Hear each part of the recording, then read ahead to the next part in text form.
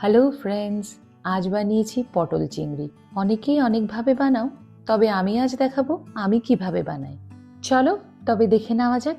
প্রথমে পটলগুলোকে ছুলে গোল করে কেটে নেব ও আলুর বড় টুকরো করে নেব, আর চিংড়ি মাছে নুন হলুদ মাখিয়ে রেখে দেব।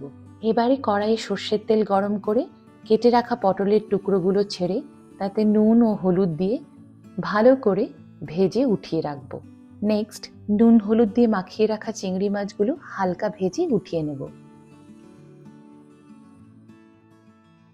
এবারে সেই তেলেই শুকনো লঙ্কা, তেজপাতা ও জিরে ফোড়ন দিয়ে আলুর টুকরোগুলো ছেড়ে নুন হলুদ দিয়ে ভেজে নেব। 1 চামচ সাদা সর্ষে ও পোস্ত, আদা কুচি ও কাঁচা লঙ্কা দিয়ে একটি পেস্ট তৈরি করে নেব। এবারে পেঁয়াজ কুচি ও টমেটো কুচি ছড়িয়ে দেব যখন আলুগুলো 50% ভাজা হয়ে আসবে। এবারে দিয়ে দেব বেটে রাখা মশলা, জিরে গুঁড়ো, শুকনো লঙ্কা গুঁড়ো ও সামান্য চিনি ও জল ছড়িয়ে ভালো করে মশলা ভেজে তাতে ভেজে রাখা পটলের টুকরোগুলো দিয়ে আরও কিছুক্ষণ কষিয়ে নেব। এবারে দিয়ে দেব জল, ঝোল ফুটে এলে দিয়ে দেব ভাজা চিংড়ি। শেষে 1 মুঠো ফ্রেশ ধনেপাতা কুচি ছড়িয়ে কিছুক্ষণ ঢেকে রেখে দিলেই তৈরি পটল চিংড়ি। রেসিপিটি একবার ট্রাই করো আর আমায় জানিও কেমন হয়েছে। ভিডিওটি ভালো লাগলে একটি লাইক করো, পেজটি ফলো ও চ্যানেলটি সাবস্ক্রাইব করো। দারুণ!